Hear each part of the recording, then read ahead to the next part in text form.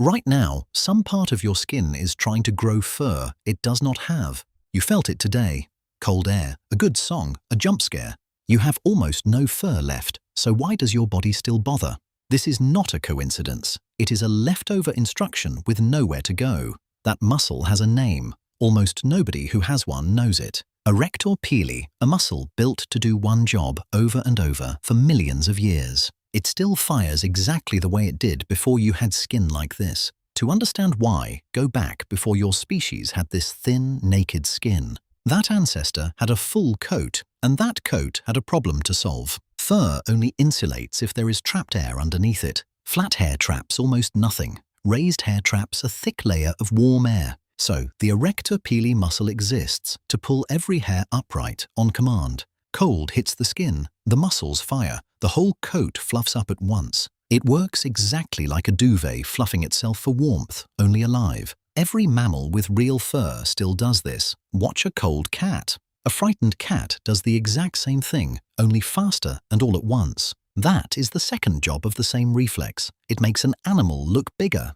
Bigger looks more dangerous. More dangerous means the threat backs off first. Your fur-covered ancestor had this exact same trick running on the exact same muscle. On reflex. Two jobs, warmth and looking like something not worth attacking. Then your species lost the fur. Nobody told the muscle to retire. The muscle is still there, attached to a hair too short and thin to matter. So when it fires now, nothing gets warmer. You just get a bump. You are running working code for hardware you do not have anymore. This is why the reflex counts as vestigial. It fires. It does nothing. Your appendix is the famous one. Your goosebumps are the one you can watch happen. So what actually pulls the trigger? It is not really about temperature. It is about a nerve system built for one purpose. React first, ask later.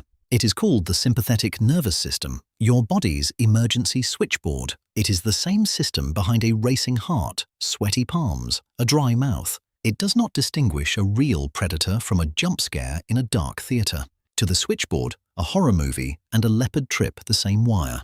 It cannot tell the difference between fear for your life and a sad song. That is why a great chorus can make your arms prickle mid-song. Researchers have a name for this: skin conductance response. It is measurable. Psychologist Avram Goldstein ran one of the first real studies on this back in 1980. He played people music and asked them to raise a hand the moment they felt chills. Almost everyone felt it, the exact same reflex the leopard was supposed to trigger. Music has no teeth, it has no claws, it still gets past the same alarm. That is because the alarm was never built to be precise. It was built to be fast. A slow, careful decision about whether that shape in the grass is really a predator gets you killed. A fast, wrong reaction that fluffs your fur for nothing costs almost nothing at all. So evolution kept the twitchy alarm and never bothered building a careful one.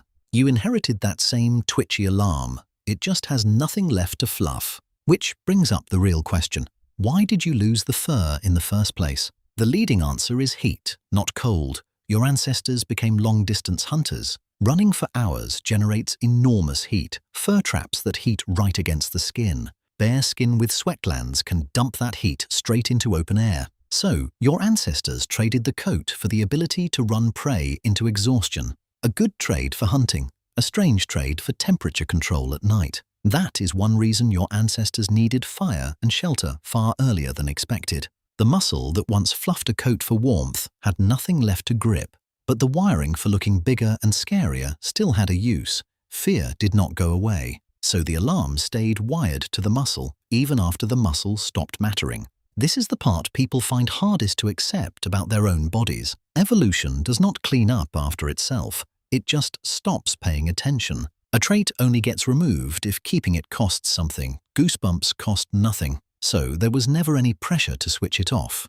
It just rides along, free. That is the pattern behind almost every strange leftover in your body. Not a flaw, not a mistake, just a rule with no cost to breaking it kept it filed on. Now, look closer at where on your body this actually happens. It is not random. The back of your neck, your forearms, your spine, the old fur density map. Those spots once carried the thickest, most useful fur on your ancestor's body. Fur along the spine and neck protected the exact spots a predator bites first. So raising that fur first, fastest, made a real difference to survival odds. That is why a scary story still gets you right at the back of the neck. The map on your skin is still the map of where the old fur mattered most. Even the animal you evolved from is still visible in exactly where you flinch. Now think about what triggers it besides fear and cold. There is a third one, awe. A vast landscape, a huge building, a strange piece of art can do it too. Psychologists call this class of trigger frisson. It runs on the same skin reflex. Why would awe and fear share hardware? Because they may be closer than you think. Both are the feeling of something larger than you that you cannot fully control. A predator you cannot outrun and a sky you cannot measure trip the same switch. Your nervous system never developed a separate response for wonder. It borrowed one. So every time art gives you chills, you are feeling recycled predator alarm. That should feel a little insulting to great art. It does not seem to bother anyone. Let's get specific about the actual biology doing all this work under your skin. A nerve signal reaches the base of the follicle in a fraction of a second. It releases a chemical messenger called noradrenaline right onto the muscle fiber. The muscle contracts, tugging the follicle, and the skin around it puckers upward. That pucker is the bump. Multiply it by thousands of follicles and you get the full effect. The whole event, start to finish, takes less time than a single blink. That speed is the entire point. The system was never built to be gentle. This is also why you cannot make it happen just by wanting it to. The sympathetic nervous system does not take orders from the part of you that thinks. It answers to something older and faster, a part of the brain called the amygdala. The amygdala decides something matters before your conscious mind even catches up. By the time you consciously register the goosebumps, the decision is already old news. You are, quite literally, always a beat behind your own body's alarm system. This is not unique to humans. Almost every mammal shares this exact circuitry.